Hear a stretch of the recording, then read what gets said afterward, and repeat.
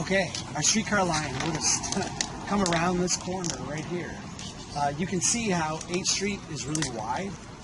This street is also really wide, but it's going to feel different than 8th Street. I'll show you why when we get up here a little ways further. Lowell School was built during the Depression.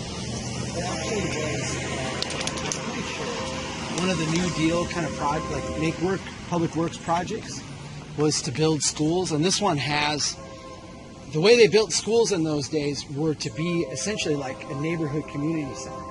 So not only you have the school, but you've got the gym on this side, it's got an auditorium, it's got like a meeting place, they'll have voting, this is the voting precinct and all that. So the school was built to be the neighborhood gathering meeting place as well. We're going to head up the street here a little bit, and I want to stop about halfway down here and show you the actual streetscape and the way the buildings are framed. You'll notice on that street that we had good sidewalks along the whole thing, although a lot of the trees were missing. On this street, you keep the sidewalks here too, but you also have the historic trees. And the difference between these two streets, even though they both had the streetcar and they're both scaled for the streetcar line, that one is now been determined to be a thoroughfare for cars, and so over time it's been widened and those trees have been taken out. This one has not been designated as an auto thoroughfare, and so it's actually, you're going to see the historic pattern of buildings still along the street. You're still going to have the sidewalks, but you're going to have the big historic trees that are spaced to line it, and the houses are still here too. This is a little bit different place.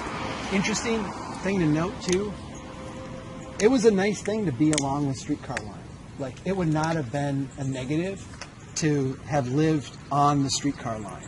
A block off, 2 blocks off, as long as you were within walking distance of the line, it was nice. And the line itself was not like something that was, it's not like your kids couldn't be outside and stuff like that. We've switched it now today when you have a through street like this. People don't want to live on the through street because that's the place where there's no stop signs, the traffic goes through really fast, and there's a desire to be, a block or 2 off. It's a different dimension to the building pattern. Instead of having the transportation system, the streetcar, being something that would make the properties more valuable, now the transportation system tends to make properties less valuable.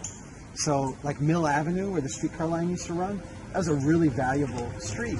Now it's one of the most depressed, and people don't want to live there, they don't want to buy there, and the homes sell for less because right outside your door you've got this fast highway. So we'll head up this street and you'll get a good view of what that historical development pattern used to look like.